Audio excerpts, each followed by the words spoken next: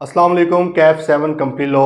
आज इंशाल्लाह हमारा लेक्चर नंबर 29 है, जिसमें इंशाल्लाह हम डिस्कस करेंगे हमारा चैप्टर 5। उसको स्टार्ट करेंगे और कल ही इंशाल्लाह एंड हो जाएगा। छोटा सा चैप्टर है, लेकिन इसमें से क्वेश्चन आ जाता है 4-5 नंबर का लाजमी, तो इम्पोर्टेंट तो है ओबियसली हमारे लिए। शेयर कैपिटल के ऊपर है। शेयर कैपिटल के बारे में हमें काफ़ी चीज़ें इस चैप्टर में हमने जो पढ़नी है, वो उसमें से काफ़ी ज़्यादा चीज़ें हमें ऑलरेडी उनकी नो हाउ है। ऑब्वियसली जब हम अब लॉ पढ़ रहे हैं स्पेसिफिक, तो उसके अंदर टेक्निकलिटीज़ तो आएंगी। पहले जो हमने आज से पहले चीज़ें सुनी हुई हैं वो जनरल फॉर्म में सुनी, जनरल टर्म्स में सुनी हुई हैं, लेकिन अब यहाँ पर थोड़ा सा तो डिटेल में टेक्निकली चीज़ें आएंगी। अदर देन दैट चीज़ें आपके नॉलेज में पहले से हैं, तो कोई एज सच कोई इतना मुश्किल ये चैप्टर नहीं है। अच्छा जी, आज हमने डिस्कस करना है शेयर कैपिटल। क्या करना है जी? Share capital. भाई शेयर कैपिटल का आपको आई बिलीव आइडिया तो है ही कि कंपनी ने जब कोई काम करना होता है तो कंपनी दो तरीके से पैसा इकट्ठा कर सकती है। एक तरीकाकार क्या है जी? डेट, और एक है इक्विटी। डेट से मुराद है कर्जा कहीं से ले ले, और एक है जी इक्विटी कि अपना पैसा हो। अपने पैसे से मुराद अब क्या है जी? कंपनी क्योंकि एक सेपरेट लीगल एंटिटी है, कंपनी उसके ओनर से अलग एक इंसान है, या हमें ऑलरेडी सारा कुछ पता है। तो भाई अपना पैसा वो इंसान कहाँ से ले आए? वो मतलब कि लीगल पर्सन तो है, लेकिन कुछ कमा तो नहीं ना रहा अभी तो वो पैदा ही नहीं हुआ। तो क्या किया जाए उसके लिए ये है कि कंपनी फिर भाई लोगों को कहती है कि जी मैं बनने जा रही हूँ, मेरे अंदर आप इन्वेस्ट करें, आप ठीक है, मेरे एसेट्स की, मेरे प्रॉफिट्स की ओनरशिप लें। सही है, जितना इतना आप इन्वेस्ट करेंगे उसी के हिसाब से आपको शेयर दे दिया जाएगा कि मेरी बॉडी में आपका कितना कितना शेयर है, ठीक है। उसको हम फिर शेयर बोल देते हैं। मिसाल के तौर पे कंपनी है, अगर लेट से उसको चाहिए फॉर एग्जांपल हम कहते हैं 100 मिलियन रुपीज़ उसको चाहिए, ठीक है, स्टार्ट होने के लिए। लेट से 100 मिलियन चाहिए। कंपनी ने सोचा कि यार 100 मिलियन तो मुझे चाहिए, तो क्यों ना मैं इसको छोटे छोटे शेयर्स के अंदर मैं बना दूं, ठीक है। तो कंपनी ने भाई इसको छोटे छोटे जो शेयर्स हैं उसके अंदर वो कंपनी ने डिवाइड करने का सोच लिया, ठीक है।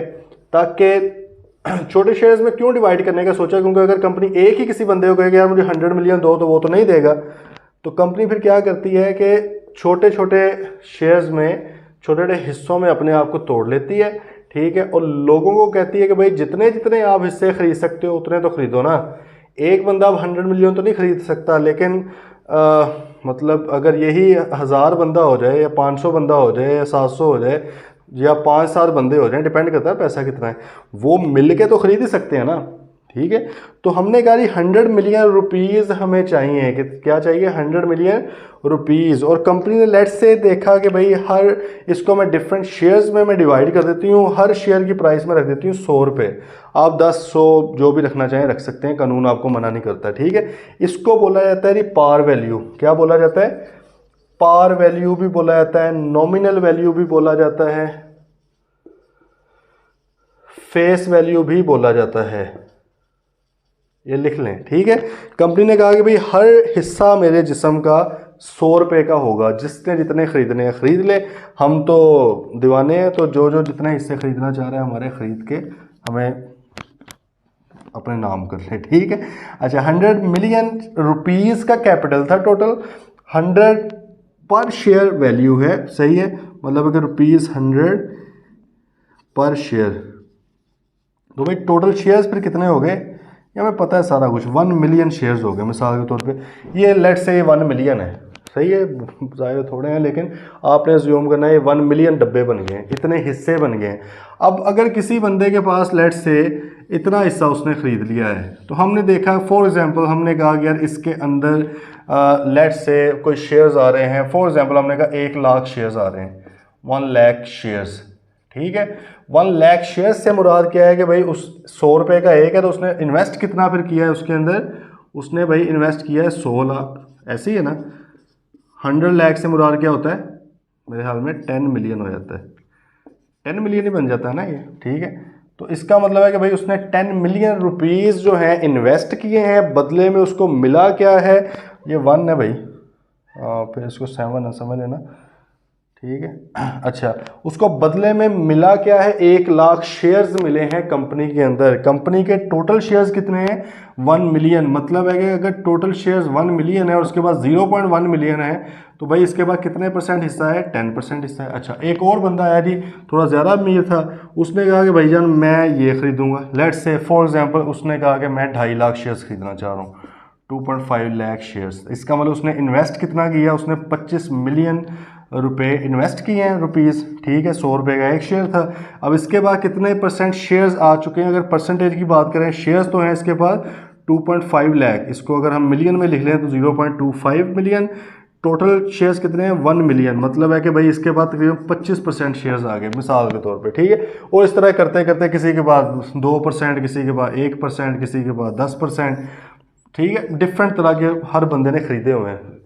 इवन कोई शख्स एक शेयर भी खरीद सकता है, एक भी खरीदा जा सकता है। अगर कंपनी उसको देना चाहे शेयर एक भी दे सकती है, ठीक है जी। वो 100 रुपये सिर्फ इन्वेस्ट करेगा और एक शेयर का मालिक बन जाएगा। वो अब एक शेयर है तो उसको 1 लाख पे डिवाइड कर लें, कितना 0.00 करके कुछ आएगा वो, ठीक है।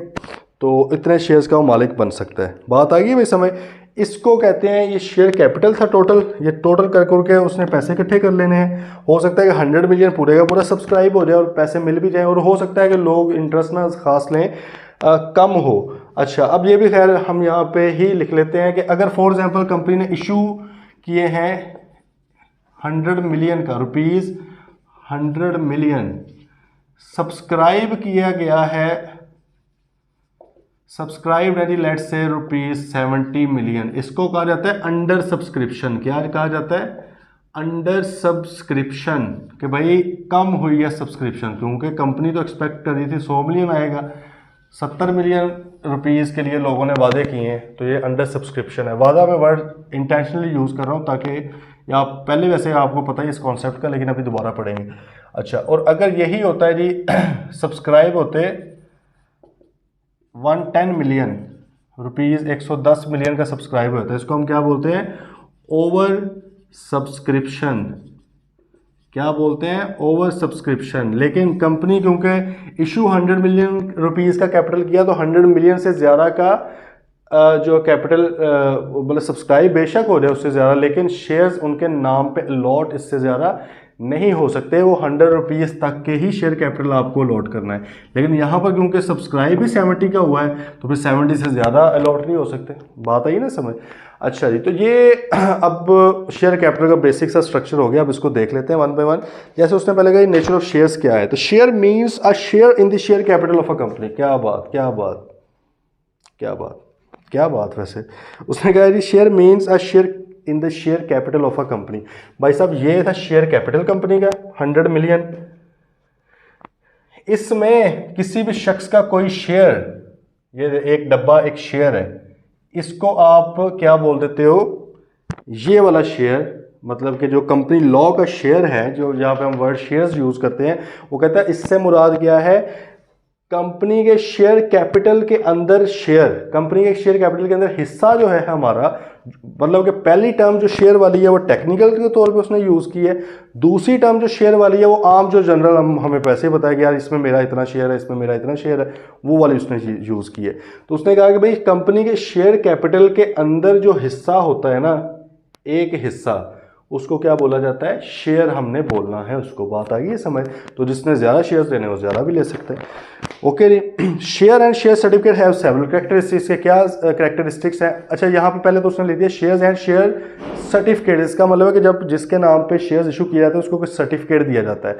अच्छा, ये चीज़ ना पहले किसी दौर में होती थी, फिजिकल फॉर्म में ना, एक सर्टिफिकेट टाइप सा छोटा सा करेंसी नोट की तरह का होता था, उसके ऊपर बंदे का नेम लिखा होता था और शेयर्स लिखे होते थे, कितने शेयर्स हैं, बल्कि हर शेयर के लिए डिफरेंट होता था। और लोगों के पास इतनी इतनी थदियाँ होती थी, उसकी कॉपीज़ होती थी। मतलब अगर आपने 1 लाख शेयर्स लेना है तो आप बैग लेकर जाते थे शेयर्स खरीदने के लिए, ठीक है। पैसों का भी बैग लेके जाते थे उस वक्त तो। और सेकेंडली जब आपने शेयर उठा के लाने हैं तो वो भी एक पूरी पंड बन जाती थी उसकी। लेकिन अब आपको पता है हर चीज़ ऑनलाइन है, तो वो ऑनलाइन ही शेयर्स इशू हो जाते हैं, आपको कोई प्रॉपर सर्टिफिकेट देने की नीड नहीं पड़ती। और वो जो ऑनलाइन शेयर्स इशू होते हैं उसको कहते हैं बुक एंट्री फॉर्म। क्या बोलते हैं, बुक एंट्री फॉर्म। इसमें ये जो 4th पॉइंट है वो उसको पहले देख लेते हैं। वो कहते हैं ये certificate issued in physical form under signature of authorized officer of the company as may be specified, or issued in book entry form shall be the main evidence of the title of the person of to such shares। अगर हमने ये देखना होगा किस बंदे के पास कितने shares हैं, तो कहाँ से देखा जाएगा, या तो उसके पास सर्टिफिकेट मौजूद होगा जो कि पहले होता था, अब नहीं होता, ठीक है। लेकिन ऑब्वियसली क्योंकि पुरानी कंपनीज भी मौजूद हैं तो लोगों के पास हो सकते हैं, इसलिए उन्होंने कहा कि वो भी हम मेंशन कर देते हैं। या बुक एंट्री फॉर्म में, इलेक्ट्रॉनिक फॉर्म में, ठीक है, उसके नाम पे अगर है, एविडेंस है कि भाई उसका शेयर है, तो उसको समझ लिया जाएगा कि उसकी ओनरशिप में। आगे बात समझ।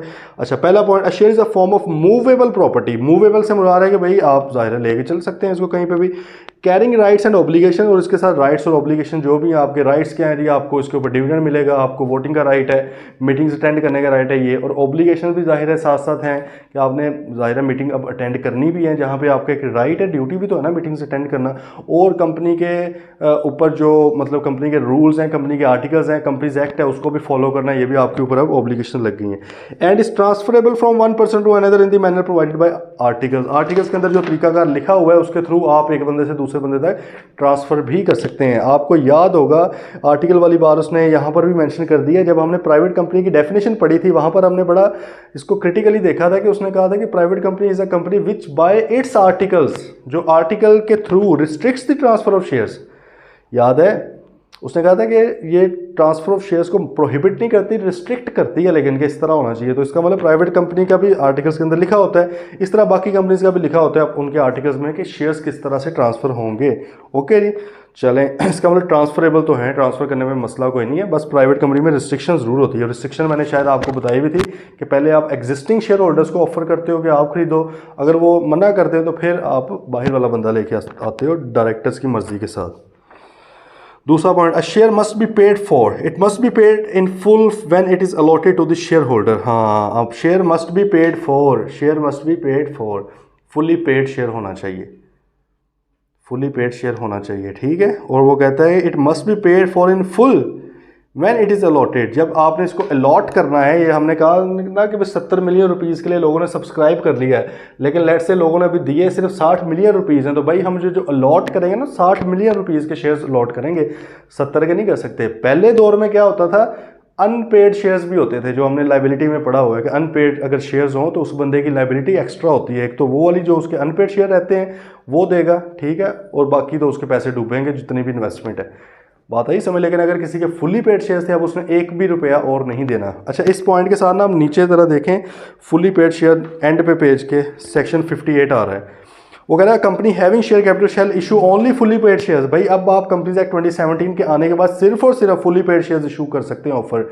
Unpaid partly paid shares offer नहीं कर सकते। उसने आगे लिखा हुआ many years ago it was allowed to issue partly paid shares but now companies can only issue fully paid shares. Okay जी, हमें ऑलरेडी पता है इस कॉन्सेप्ट का बहुत अच्छे से, मेरा नहीं ख्याल इसको रिवाइज करने की जरूरत है यहाँ पे, ठीक है।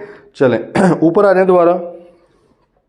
Every share in a company having a share capital shall be distinguished by it's distinctive number. वो कहते हैं हर शेयर को एक नंबर अलॉट कर दिया जाएगा, पहला शेयर है 1 नंबर, 2 नंबर, 3 नंबर, इस तरह करके ये 1 लाख तक नंबरिंग चलती रहेगी, ताकि जिस बंदे के पास जो शेयर्स हैं उसे पता हो कि यार मेरे पास यहाँ से लेकर यहाँ सीरियल नंबर तक वो हैं। डिस्टिंक्टिव नंबर मतलब है कि अलग अलग नंबर, यूनिक नंबर्स आपने देने हैं। देन आगे जी फोर्थ तो हमने देख लिया है। फिफ्थ पे आ रहा था manner of issue of a certificate of shares, form of such certificate and other matters may be specified in the article. भाई किस तरह का सर्टिफिकेट होगा, उसकी शक्ल किस तरह की होगी, किस तरह से इशू किया जाएगा, या आप आर्टिकल्स में मेंशन कर सकते हैं। तो भाई 5 पॉइंट्स उसने जनरल से बता रही हैं। एंड पे उसने कहा issuance of shares is the first step of offering shares by the company. सबसे पहले इशू होंगे शेयर्स, ठीक है।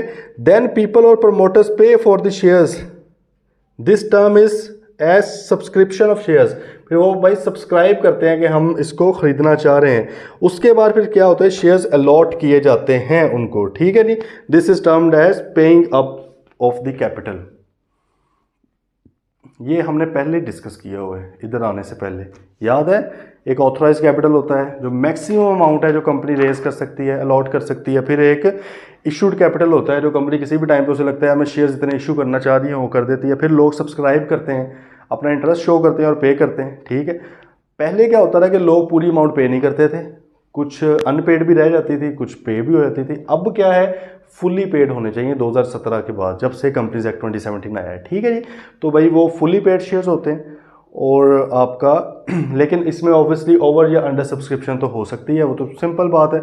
अगर एक कोई ऐसा बंदा, कोई ऐसे प्रोमोटर्स सब्सक्राइबर्स काम स्टार्ट करने जा रहे हैं, इनका बहुत नाम है, उनको लगता है जी ये तो बाकी भाई ये बंदे जो है बड़ा अच्छा बिजनेस करते हैं, लोगों का उनके ऊपर ट्रस्ट होगा, लोग ज़्यादा से ज़्यादा, वो ओवर सब्सक्राइब भी हो जाता है कई बार। लेकिन कई बार अगर थक्कड़ से बंदे आप जैसे उन्होंने बिजनेस स्टार्ट कर लिया, जिनके ऊपर घर वाले यकीन नहीं करते, तो बाहर वाले कैसे करेंगे। तो भाईजान उनकी अक्सर अंडर सब्सक्रिप्शन भी हो जाती है, घर से नहीं वोट मिलते, ठीक है, चले authorise and paid up share capital. Authorise share capital का आपको ऑलरेडी पता है, ऑथराइज कैपिटल और नॉमिनल कैपिटल, नॉमिनल कैपिटल भी इसको कहते हैं, mean such capital as is authorise by the memorandum of a company to be the maximum amount of share capital of the company, हमें ऑलरेडी पता है।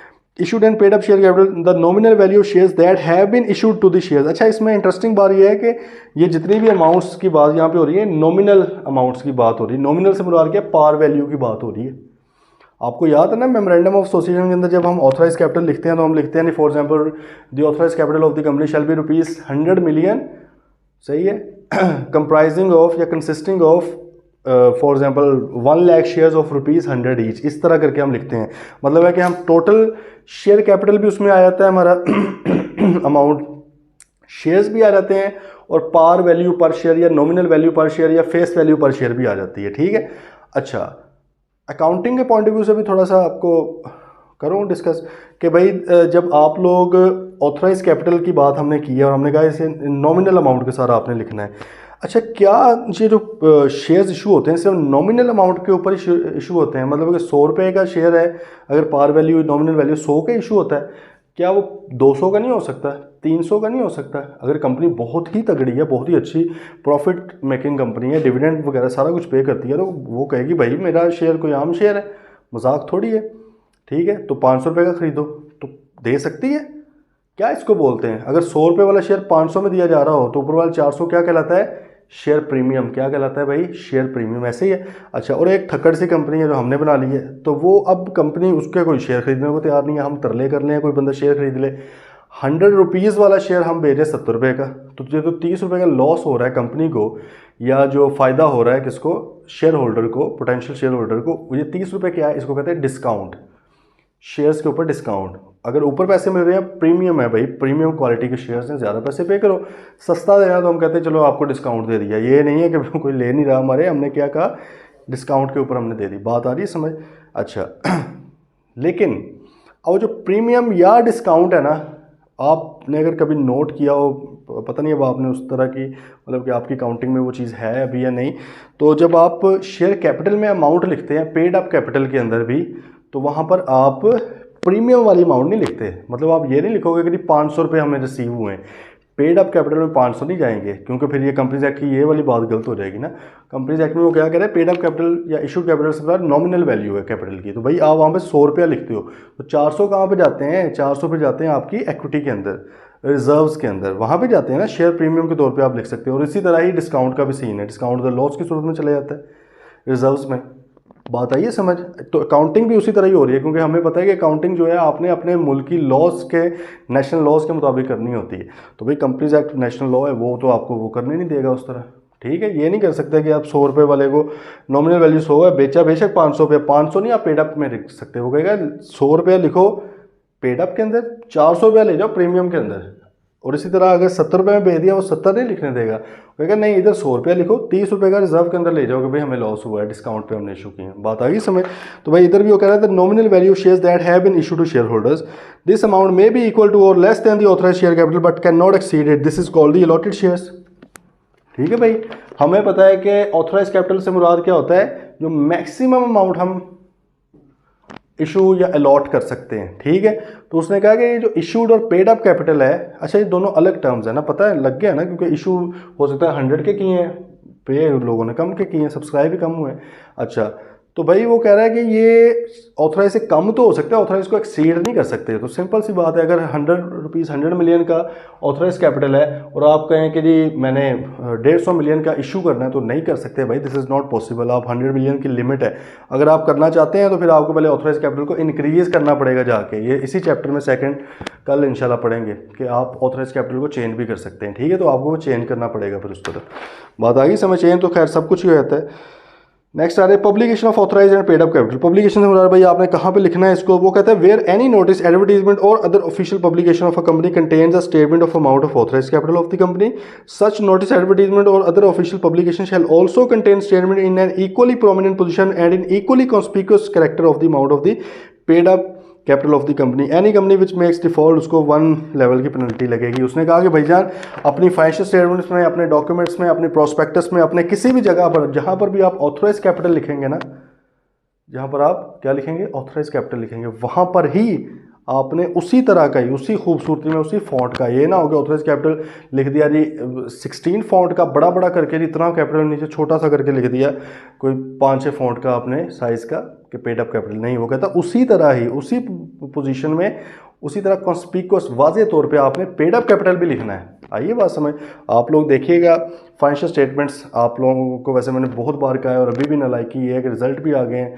तो अभी भी अगर सीरियस नहीं हुआ तो देख लें, ठीक है, क्या हालात हैं फिर आपके। तो भाई वहाँ से लिस्टेड कंपनीज की मैंने आपको कहा ना financial statements annual reports download करें, वो देखें, उसमें बैलेंस शीट जाके देखें, आपके साथ दिमाग खुले कि अभी तक आप लोगों ने जो पढ़ी है अकाउंटिंग, वो अभी उसका कुछ पार्ट है, ठीक है। अभी तो इंशाल्लाह जब फाइनल में जाएंगे, अगर तो हरकतें सही हुई पढ़ने वाली तो फिर तो जाएंगे, वरना तो नहीं जाएंगे।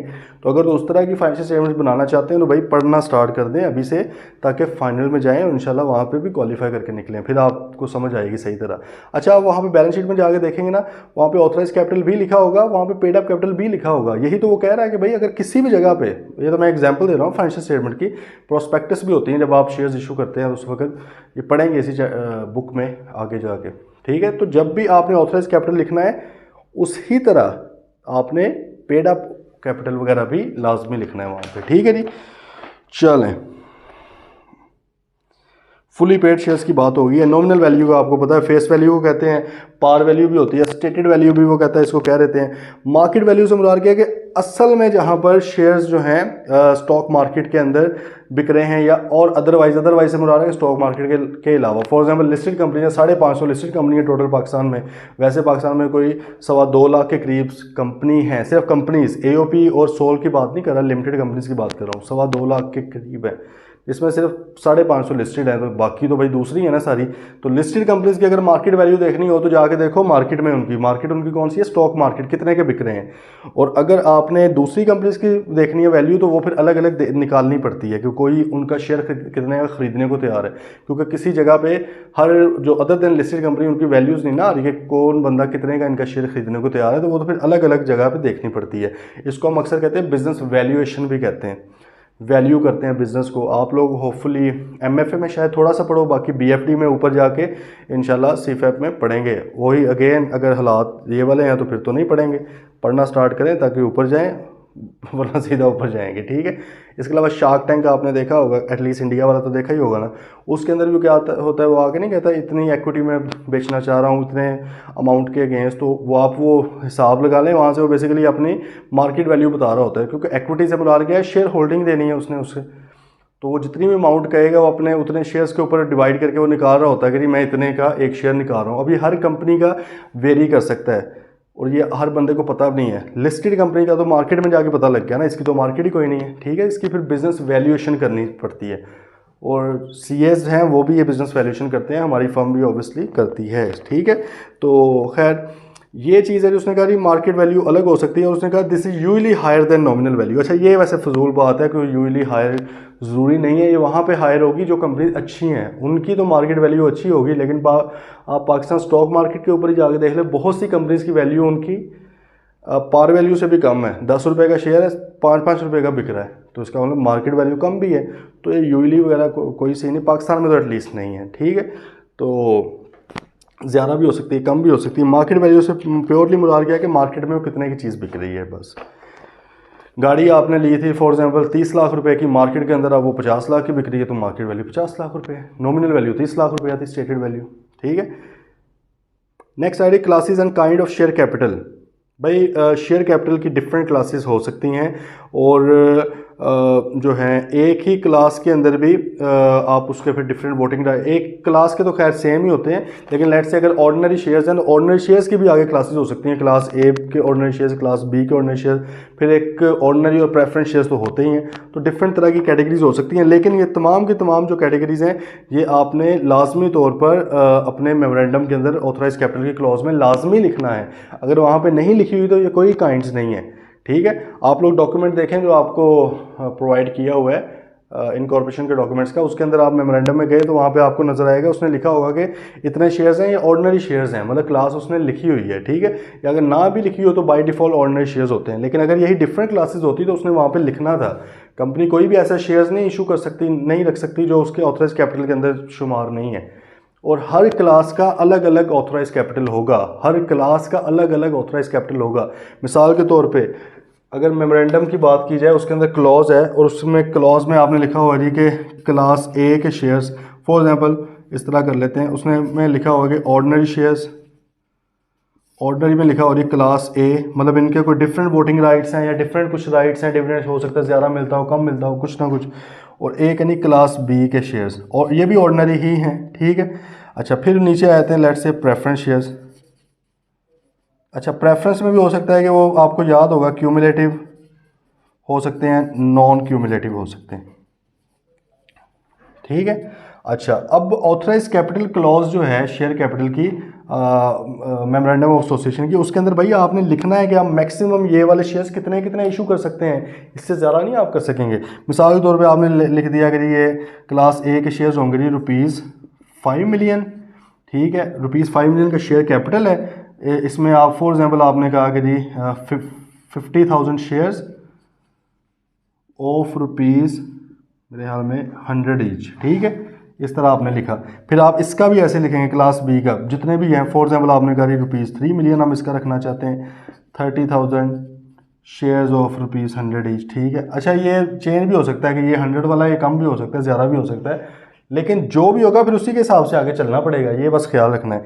क्यूमुलेटिव का लेट से आपने कहा ₹10 मिलियन, ठीक है जी, 10,000 shares of ₹1000 each for example, मतलब इस तरह आपने कुछ कर लिया, तो इसका भी आपने कुछ ऐसे बना लेना है। अब ये ऑथराइज कैपिटल के अंदर जितने लिखे होंगे ना, इससे ज़्यादा के आप इशू नहीं कर सकते हर क्लास के। अब अगर आप चाहते हो कि क्लास ए वाले शेयर्स आप 6 मिलियन रुपए के इशू करें तो भाई नहीं कर सकते, ऑथराइज कैपिटल ही 5 मिलियन तक का है, पहले फिर ऑथराइज कैपिटल उस क्लास का बढ़ाना पड़ेगा, इसी तरह दूसरे भी सारे। बात आ गई समझ, ठीक है। तो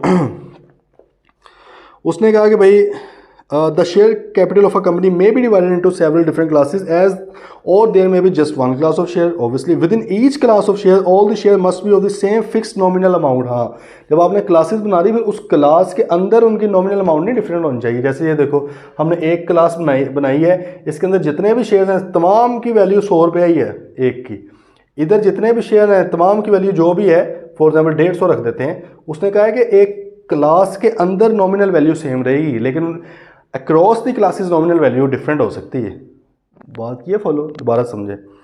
उसने भाई ये कहा है कि अगर एक ही क्लास के अंदर आप नॉमिनल वैल्यू डिफरेंट करेंगे वो अलाउड नहीं है। ऐसे नहीं हो सकता है कि ये 50,000 शेयर में से 20,000 शेयर ₹100 के हैं, 30,000 शेयर ₹150 के हैं, ये अलाउड नहीं है। 50 के 50,000 शेयर क्योंकि एक ही क्लास के हैं, तमाम एक ही नॉमिनल वैल्यू के ऊपर जाएंगे। लेकिन ये क्योंकि क्लास ही डिफरेंट है तो उसकी नॉमिनल वैल्यू भी डिफरेंट हो सकती है। लेकिन ये भी अब डिफरेंट इससे तो है, लेकिन विद इन दैट क्लास है तमाम के तमाम 150 के होंगे पर शेयर, ठीक है। आगे बात समझ। एग्जाम्पल देखें, the ordinary shares in a company may be divided into 5 lakh shares of all of ₹10 each within the same class there can not be shares for differing nominal value. ये नहीं कह सकते आपके भाई अब इसमें से पहले तो हमने लिख लिया 5 लाख शेयर्स होंगे ₹10 का एक है, फिर हम कहें नहीं 2.5 लाख शेयर ₹20 का है, बाकी 2.5 लाख ₹15 के हैं, ₹10 के, ऐसे नहीं अलाउड। जो एक नॉमिनल वैल्यू है पूरी क्लास के ऊपर अप्लाई होगी, ठीक है। और एक ही क्लास के अंदर तमाम राइट्स वगैरह भी सेम होंगे। देखिए क्लास का मतलब क्या होता है, किसी ना किसी आपने फीचर की बेस पर, किसी म्यूचुअल वो चीज़ की बेस पर ही आपने उसको क्लासीफाई किया होता है ना। अब अगर एक क्लास के अंदर होते हुए भी डिफरेंट हो चीज़ है, ये 10,000 ये फलां जो वोट्स हैं उनके वोटिंग राइट इस तरह हैं, बाकियों के इस तरह हैं, तो वो फिर फ़ायदा क्या क्लास बनाने का, फिर क्लास के अंदर एक और क्लास बनाए। बात है ये समझ। तो एक ही क्लास के अंदर सब कुछ फिर सेम चीज़ें होंगी सबके लिए। हाँ, अगर आपने अलग करना है तो उसकी क्लास और कर दें, ठीक है। Requirement, a company having share capital shall issue only fully paid shares, ये तो हमें पता है, which may be of different kinds and classes as provided by its memorandum and article. वो कहता है इसमें से कोई भी वाले भी शेयर इशू करने हैं, होने सिर्फ फुली पेड चाहिए, क्योंकि भाई अब हम पार्टली पेड वाला मजाक छोड़ दिया है हमने, अब हम वो नहीं रहे, अब सिर्फ और सिर्फ हम क्या करेंगे, फुली पेड शेयर्स इशू करेंगे। ओके जी, चलें नेक्स्ट क्या है, a company shall have more than one kind of share capital only if it has authorise capital of all those kind. बात आ गई समझिए जो हमने इधर बनाया है। वो कहता है अगर एक कंपनी चाहती है मेरे पास एक से ज़्यादा काइंड के शेयर कैपिटल हो तो भाई पॉसिबल है, लेकिन उससे पहले फिर वो हर काइंड का आपके पास ऑथराइज कैपिटल भी होना चाहिए। तो जितना इतना ऑथराइज कैपिटल है सिर्फ उस हद तक आपका इशूड और सब्सक्राइब्ड और पेड अप कैपिटल हो सकता है। ओके जी, अच्छा नीचे आ गया जी ऑर्डिनरी वर्सेस प्रेफरेंस शेयर्स। तो ये देख लेते हैं जी, ऑर्डिनरी और प्रेफरेंस शेयर्स पहले भी हमें थोड़ा बहुत इसके बारे में पता है, तो हमें फेमिलियर फील होगा। ठीक है, देखते हैं जी ऑर्डिनरी शेयर्स और प्रेफरेंस शेयर्स में क्या फ़र्क है। ये दो तो मेन क्लासेज है ना जो आमतौर पे पाई जाती हैं। अब ऑर्डिनरी शेयर्स में भी मज़ीद क्लासेस आ सकती हैं, जैसे हमने बना दी हैं, 8-10 बना लो, जितनी मर्जी बना लो, ठीक है। प्रेफरेंस शेयर्स में भी मेन ये दो होती हैं ठीक है, क्यूमुलेटिव और नॉन क्यूमुलेटिव। लेकिन इसमें भी ऑब्वियसली आप कर सकते हैं जी, प्रेफरेंस शेयर्स की भी क्लास ए है जो उसकी शायद नॉमिनल वैल्यू ज़्यादा हो, क्लास बी है उसकी शायद कम हो, ठीक है। तो ये क्यूमुलेटिव के हिसाब से है कि डिविडेंड कब मिलेगा, इकट्ठा मिल सकता है या सिर्फ एक ही बार मिलना है। क्यूमुलेटिव में ये होता रहा ना कि अगर इस साल डिविडेंड ना मिला तो अगले साल भी मिलेगा, पिछले साल वाला भी मिल जाएगा आपको साथ ही। नॉन क्यूमुलेटिव में क्या होता है, अगर इस साल डिविडेंड नहीं मिला बस अल्लाह हाफिज़, अब क़यामत वाले दिन मिलेगा, ठीक है। तो ऑर्डिनरी और प्रेफरेंस शेयर्स में फ़र्क, सबसे पहले वोटिंग राइट का फ़र्क। ऑर्डिनरी शेयर होल्डर में क्या क्या होता है जी भाई, उनके पास वोटिंग राइट्स तो होते हैं, लाजमी होते हैं वोटिंग राइट, हाँ। लेकिन अगर क्लासेस बनी हुई हैं तो हो सकता है वोटिंग राइट डिफरेंट हों। डिफरेंट इस तरह हो सकते हैं, मिसाल के तौर पे क्लास ए वालों को आपने कहा कि भाई आपके पास एक शेयर का एक वोट है, मिसाल के तौर पे आपने लिखा हुआ है इनके लिए भी, क्लास ए वालों का एक शेयर का एक वोट है, आर्टिकल्स के अंदर ये बात लिख दी है आपने। क्लास बी वालों का जो है आपने लिख दिया कि आपके पास 1.5 शेयर्स का एक वोट है, लेट्स से, ये आपने आर्टिकल्स में लिख दिया तो आप लिख सकते हैं, ये डिफरेंट हो सकता है। लेकिन वोटिंग राइट लाजमी होगा, डिफरेंट ज़रूर हो सकता है, वोटिंग राइट लेकिन लाजमी है। प्रेफरेंस शेयर्स के अंदर भाई क्या है, यूजली उनके पास कोई वोट नहीं होता मीटिंग का, एंड ऑफ द कंपनी और are entitled to vote for only on certain issues है मेंशन इन आर्टिकल। वो कहता है कि एक या तो इनके पास आमतौर पे वोटिंग राइट होता ही नहीं है, जो कि हमें ऑलरेडी पता भी है, हमने पढ़ा भी हुआ है I2B के टाइम पे भी, कि प्रेफरेंस वालों के पास आमतौर पे वोटिंग राइट नहीं होता। लेकिन वो कहता है कि हो सकता है, लेकिन वो सर्टन मैटर्स के ऊपर, मतलब हो सकता है कोई 2-4 चीज़ों के ऊपर इनको भी वोटिंग राइट दिया गया हो, वो फिर आर्टिकल्स के अंदर मेंशन किया जाता है, ठीक है।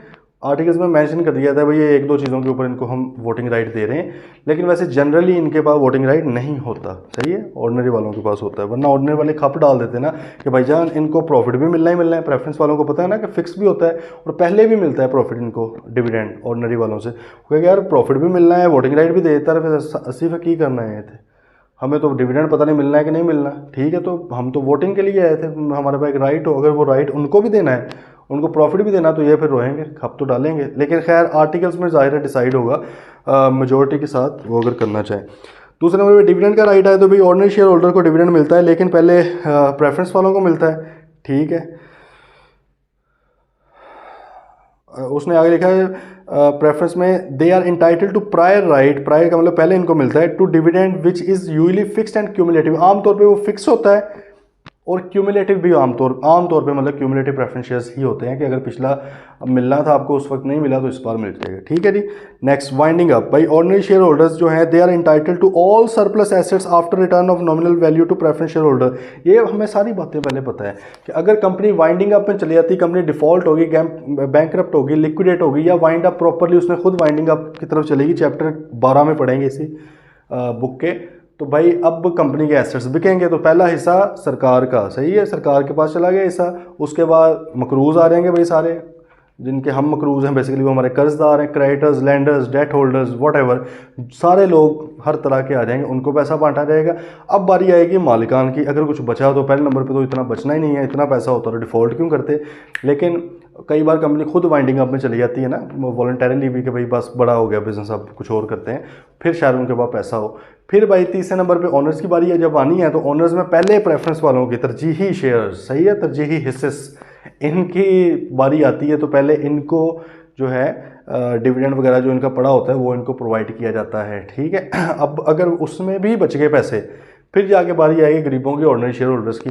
अच्छा, अब let's say ordinary share holders को भी दे के, for example hypothetical utopian scenario है कि पॉसिबल तो नहीं, आमतौर पे इस तरह प्रैक्टिकल नहीं होता, पॉसिबल तो है वैसे, प्रैक्टिकल नहीं होता कि इतना पैसा हो। अगर फिर भी पैसा बच गया सारा कुछ देने के बाद, तो फिर पैसा पहले सरप्लस इनमें बांटा जाएगा, जो ऊपर बच गए हैं इनकी शेयर होल्डिंग के हिसाब से, यार ये लोग मुनाफा बच गया था और ज़्यादा, ये लो तुम लो, ये जब पूरे हो जाएंगे फिर इनकी बारी आ जाएगी, ठीक है। तो प्रेफरेंस उनको आपने हमेशा देनी है।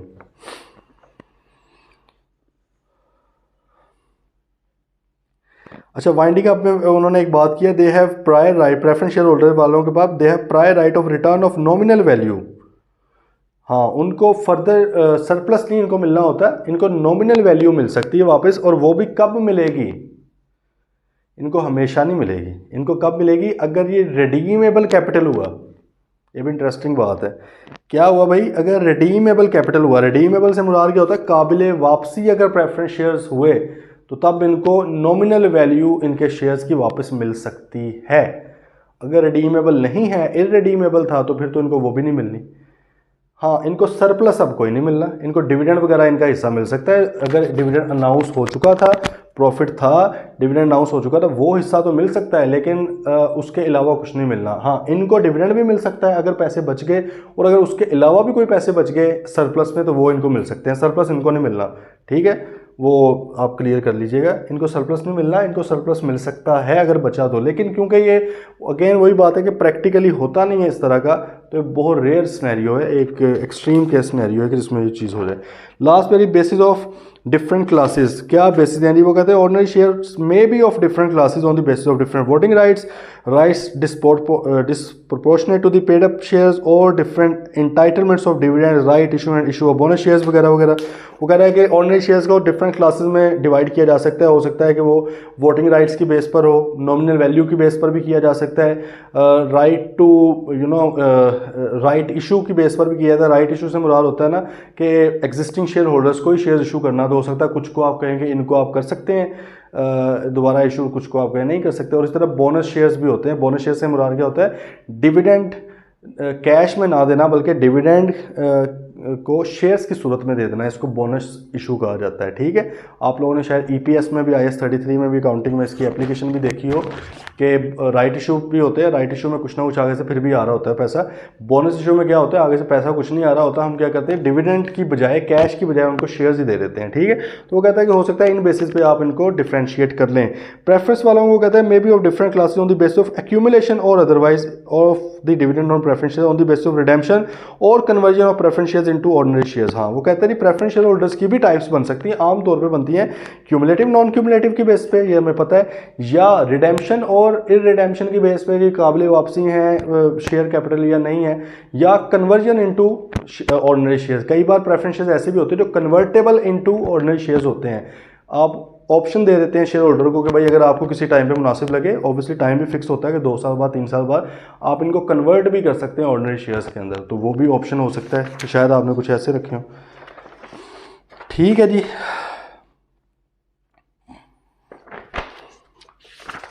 चलें, ये कल क्यों थोड़ा से पढ़ना है, तो ये variation of share holders rights, ये पहले भी वैसे हमने एक जगह पढ़ा हुआ है कि अगर आप किसी खास क्लास ऑफ, बल्कि पढ़ते हैं यार, अभी कर लेते हैं डिस्कस, हमने पहले भी एक बार डिस्कस की हुई है कि जब भी आपने आर्टिकल्स ऑफ एसोसिएशन वगैरह को चेंज करना है तो आपने क्या करना होता है जी, या मेमोरेंडम को भी करना है तो स्पेशल रेजोल्यूशन के थ्रू करना है। ठीक है, लेकिन अगर वो स्पेशल रेजोल्यूशन किसी खास क्लास ऑफ शेयर्स को अफेक्ट कर रही है, इस तरह से अफेक्ट कर रही है कि उनके राइट्स एंड लायबिलिटीज़ वगैरह चेंज हो रहे हैं, तो फिर वो क्लास खुद भी 3/4 से, मतलब है कि काइंड ऑफ स्पेशल रेजोल्यूशन वो खुद भी पास करेंगे, फिर जाके वो पास होगा।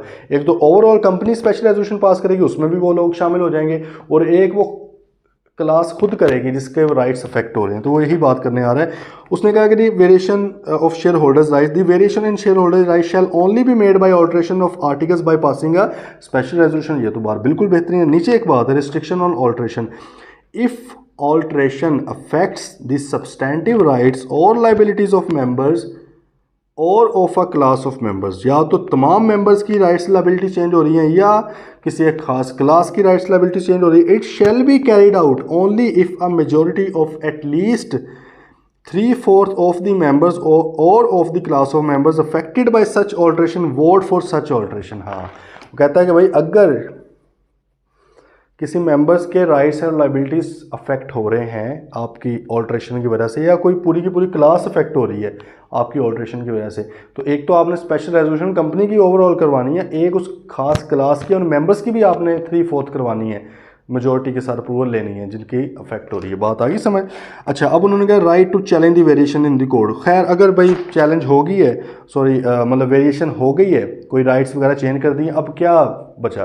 तो भाई वो कहते हैं स्टिल शेयर होल्डर्स के पास एक राइट है, अगर उनके पास 10% शेयर होल्डिंग है इंडिविजुअली या इन एग्रीगेट, मतलब कुछ लोग मिलकर, वो भाई अदालत के पास जा सकते हैं विद इन 30 डेज़ और अदालत के सामने जा खप डाल सकते हैं कि भाईजान ये सही तरह नहीं हुआ, जो वेरिएशन हुई है राइट्स की, तो आप ज़रा इसमें प्लीज़ कुछ माय लॉर्ड इसमें कुछ आप करें। तो भाई अदालत इसके ऊपर फैसला कर सकती है। अगर अदालत को लगता है कि जी वो सही तरह रेजोल्यूशन वगैरह पास नहीं की गई या फैक्ट्स छुपाए गए थे, या उसको लगता है कि भाई ये इंटरेस्ट ऑफ मेंबर्स के ख़िलाफ़ ये वाली ऑल्ट्रेशन हुई है, वेरिएशन हुई है, तो वो उसको सेट असाइड भी कर सकते हैं। ठीक है, ये बात वही है जैसे हमने पहले कहा था कि अगर डायरेक्टर्स के इलेक्शन में किसी को मसला है तो वो जाके खप डाल सकता है। तो यहाँ पर भी हमने कह दिया कि भाई अगर किसी क्लास ऑफ शेयर्स के मेंबर्स के राइट्स एंड लायबिलिटीज़ में वेरिएशन हुई है लेकिन कोई मेंबर्स उससे मुत्तफिक नहीं है, तो भाई अगर उनके पास 10% वोटिंग राइट्स हैं, शेयर होल्डिंग है या इससे ज़्यादा, ठीक है, और एक बंदे के पास भी हो सकती है, ग्रुप ऑफ मेंबर्स के पास इकट्ठी भी हो सकती है,